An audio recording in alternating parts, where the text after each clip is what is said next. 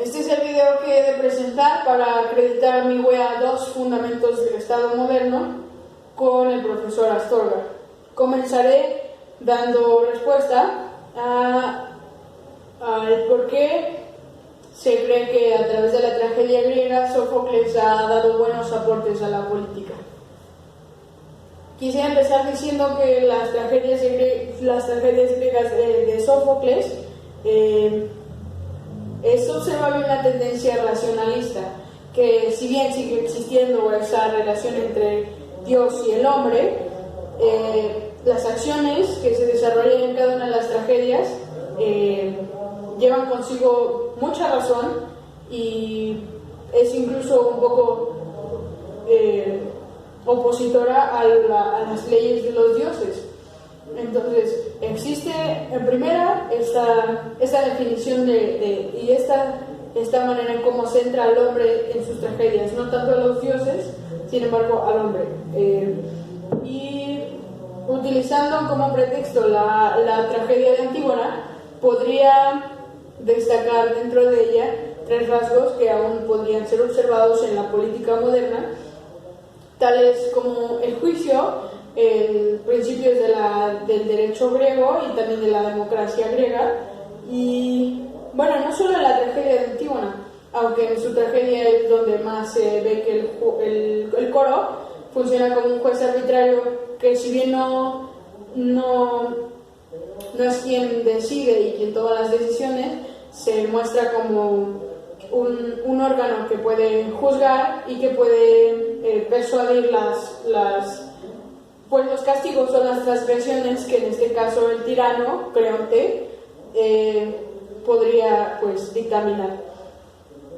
Pero a través de todas sus tragedias también se observa una historia destacable a través de la cual el pueblo comienza a cuestionar y a oponerse respecto a quienes lo gobiernan. Asimismo, una búsqueda de la verdad. Y bueno, empieza esta cuestión de la prueba y de la demostración para comprobar alguna transgresión.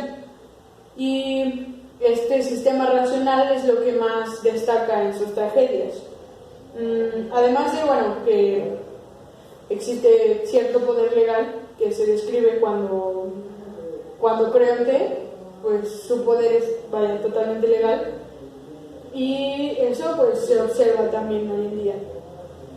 Continuando, voy a reflexionar acerca de la frase de Hobbes que dice que los pactos que no descansan en la espada no son más que palabras, sin fuerza para proteger al hombre en modo alguno.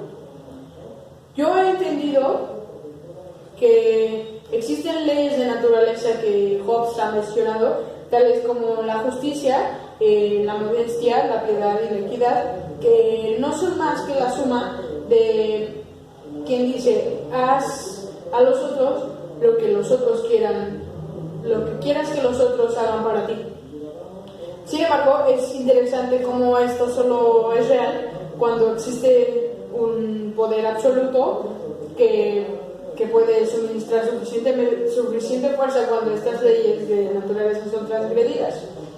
Ahora, quien lo pueda observar también dirá que cuando no existe ese poder y por lo tanto no existe ese temor de que haya un castigo, estas leyes de naturaleza no se vuelven más que, ¿cómo decirlo?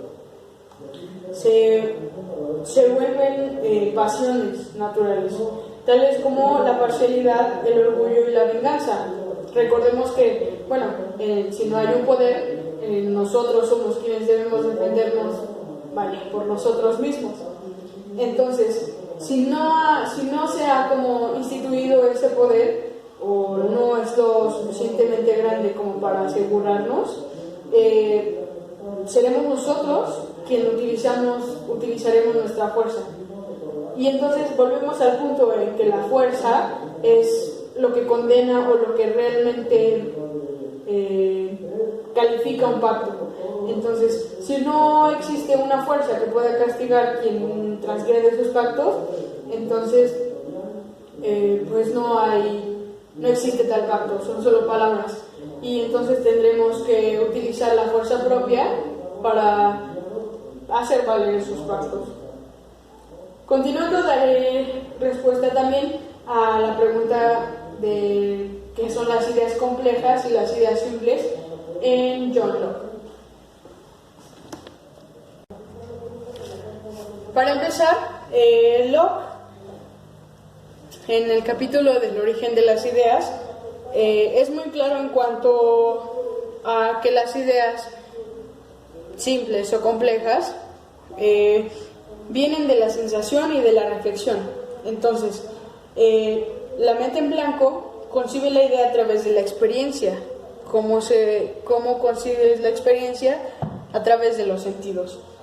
Entonces, las ideas se pueden obtener cuando realizamos observaciones de objetos externos y también a través de las operaciones de nuestra mente. Estas dos acciones proveen a nuestro entendimiento de lo que llamamos pensar. Entonces, existe la sensación que es, digamos, de la manera externa, y existe la reflexión, que es una manera de llegar a las ideas y al pensamiento de una manera interna. La sensación es cuando los sentidos, en contacto con objetos sensibles, transmiten distintas percepciones y los sentidos lo transmiten a la mente. En cuanto a la reflexión, cuando el alma reflexiona acerca de las operaciones internas de nuestra mente, provee el entendimiento de otra serie de ideas, como la percepción, el hecho de pensar, dudar, creer, razonar. Esta es una advertencia que hace la mente de sus propias operaciones internas. Hay distintas ideas según los objetos con los que estemos en contacto, y bueno, también es importante mencionar que las ideas de reflexión son más tardías. Ideas simples. Las ideas simples son ideas del exterior recibidas y procesadas a través de acciones internas que crean nuevas ideas. Entonces, tenemos el grupo de la sensación y el grupo de la sensación y de la reflexión. Dentro de las de la sensación, como ya lo había dicho, son ideas que percibimos del exterior y que nuestra mente las procesa. Dentro de esos dos tipos vamos a encontrar la percepción, que no es más que la potencia de pensar, y la volición, que es la voluntad de pensar. Y estas dos las considero como facultades.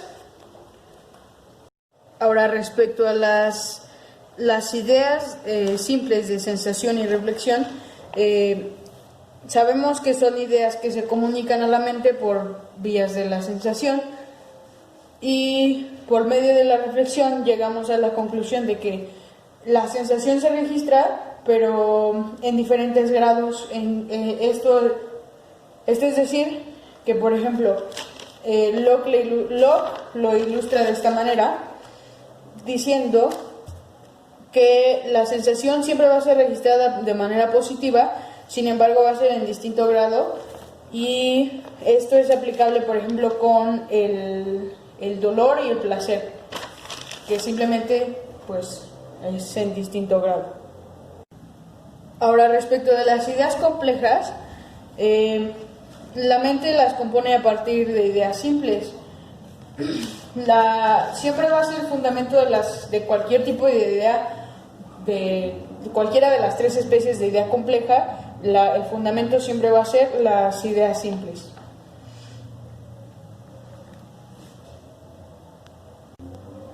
Cuando la mente percibe estas ideas, la misma ejecuta varios actos propios que, bueno, se califican en tres tipos de especies de ideas complejas, en tres grados. El primero es que se combinan las ideas simples, y como lo dije anteriormente, es el origen de cualquier idea compleja. El segundo es las ideas de relación. Esto es que varias ideas simples o complejas se observan, pero sin que se mezclen entre sí. Y el tercero es la abstracción, que consiste en separar las ideas de todas las demás que lo acompañan en su esencia, en su existencia real. Es decir, que es una operación de la mente interna que se aísla, por decirlo así, de los objetos sensibles.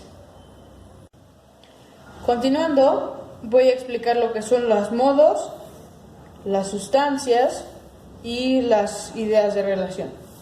Empezando por los modos, Locke lo define como aquellas ideas que, a pesar de ser compuestas, no pueden justificarse por sí mismas. Es decir, que depende de alguna otra idea, y utilizando sus palabras, se les considera como dependencias o afecciones de las sustancias. Dentro de los modos hay una categorización en tanto sean simples o mixtos. Los simples son aquellos que son variantes de una misma idea, y esta idea es simple, pero se contiene en sus límites. En tanto, los mixtos son aquellas compuestas de ideas simples de diversas especies, generando una idea compleja. Las ideas de sustancias se clasifican en dos partes, que son las singulares y las colectivas. Pero para entender lo que son sustancias, Locke dice que estas ideas son combinaciones de ideas simples, es decir, que son un conjunto de ideas particulares que combinadas forman una sustancia que se representa a sí mismo. Normalmente se necesita en este caso, de un ser que conduzca esas ideas. Tomando el ejemplo de Locke, nos dice que la combinación de una forma con el poder de moverse, pensar y razonar unidos a los de la sustancia genera la idea común de un hombre. Estas entidades o sustancias pueden ser singulares. Un ejemplo en las singulares es, por ejemplo, el hombre o una oveja. En cuanto a las colectivas, podemos decir que es un ejército o un ganado de borregas.